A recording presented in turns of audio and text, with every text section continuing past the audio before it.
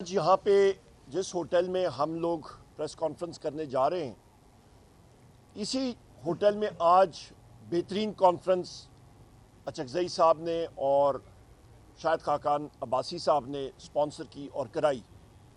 پاکستان کی سالمیت کے اوپر، پاکستان میں آئین کی بقا کے لیے، پاکستان کے مستقبل کے لیے باتیں ہوئیں۔ وکلاء نے، دانشوروں نے اور سیاستدانوں نے یہاں پہ باتیں کی، پاکستان کو مضبوط کرنے کی بات کی۔ اور جس طرح کہ شاہد خاقان عباسی صاحب نے بات کی کہ ہم سب جمہوری لوگ ہیں، یہاں پہ یہ پرائم منسٹر آف پاکستان رہ چکے ہیں، اسپیکر نیشنل اسمبلی رہ چکے ہیں، فیڈرل منسٹر رہ چکا ہوں، parliamentarian, senior parliamentarian, chairman party, مطلب پاکستان کو مضبوط کرنے کے لیے ہم لوگ باتیں کر رہے ہیں۔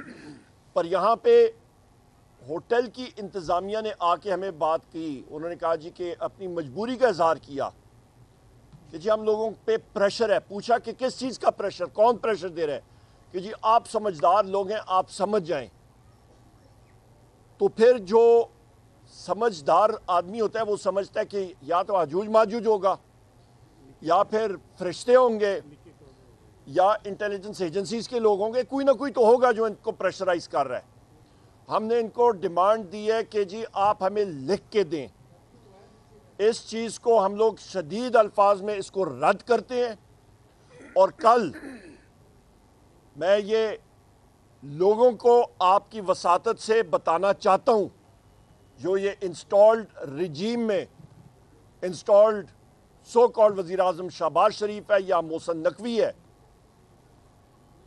تو ان کو ہم لوگ بتانا چاہتے ہیں، یا انٹیلیجنس کے لوگ ہیں، کہ کل انہوں نے یہ حرکت کی، آئیں گے تو ہم لوگ ضرور، اور براہ راست چیف جسٹس آف پاکستان کا میں بحیثیت اپوزیشن لیڈر دروازہ کھٹکھٹاؤں گا، کیونکہ پچھلے دنوں ہی چیف جسٹس آف پاکستان کی انویٹیشن پہ ہم لوگ گئے، وہاں پہ ہم نے ان کو اسی چیز سے باور کرایا کہ پاکستان میں اس وقت نہ آئین ہے، نہ قانون ہے، اور عدلیہ کو بالکل دیوار کے ساتھ لگایا ہوا ہے، اور اس کی زندہ مثال یہ حرکتیں ہیں اس انسٹالڈ رجیم کی۔ بہت شکریہ۔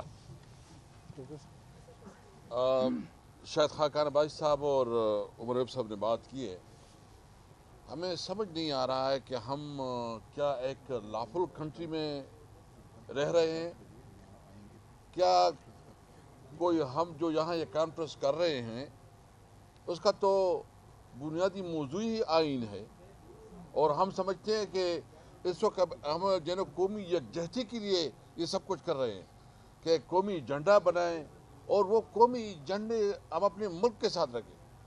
دیکھو اس وقت بلوچستان جل رہا ہے، بلوچستان میں اس وقت جو ہے نا علیحدگی پسند تحریکیں زور و شور سے کام کر رہی ہے، سندھ میں بہت شدید احساسات اور جذبات پائے جا رہے ہیں۔ ہم نے وزٹ کیا، ہمارے جو فاٹا، جو خیبر پختونخوا کے جو مرج ایریا ہے، وہاں بھی شدید جو ہے نا امن و امان کی صورتحال کا سامنا ہے۔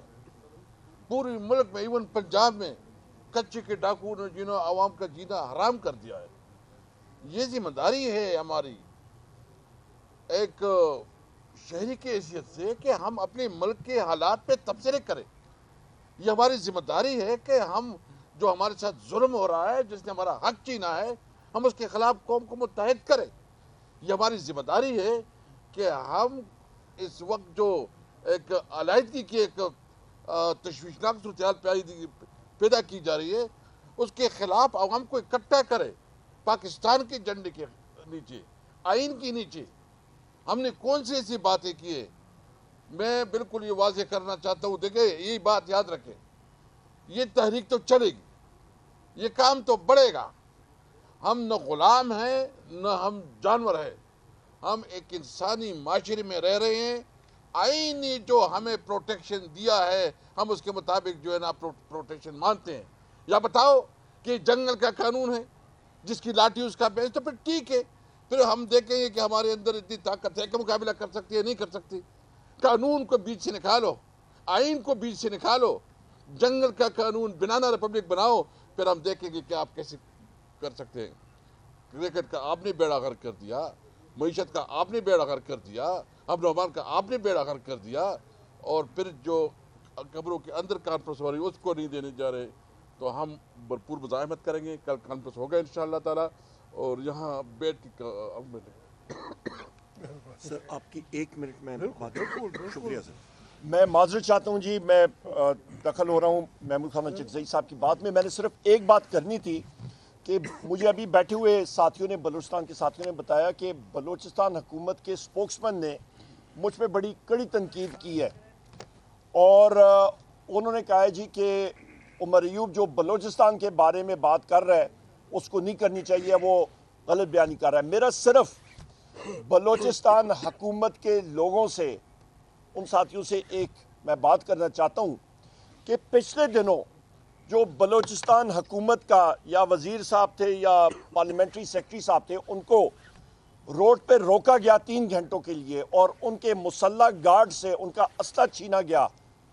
اسلحے کو چھوڑیں, سب کو چھوڑ دیں, اس اسلحے کی میگزین سے ایک گولی ان کو واپس دلوا دیں, ایک گولی صرف واپس کر کے دکھا دیں. ایک پوائنٹ. دوسرا پوائنٹ, وہاں پہ بلوچستان حکومت ایڑی چوٹی کا زور لگائے. روڈ کا ایک طرف کسی بھی ضلع میں ایک طرف بلوچستان حکومت کا جلسہ ہونا چاہیے, روڈ کے دوسری طرف آزادانہ ماحول میں فری ہینڈ دیں, مارنگ بلوچ صاحبہ کو جلسہ کرنے دیں. دودھ کا دودھ, پانی کا پانی ہو جائے گا.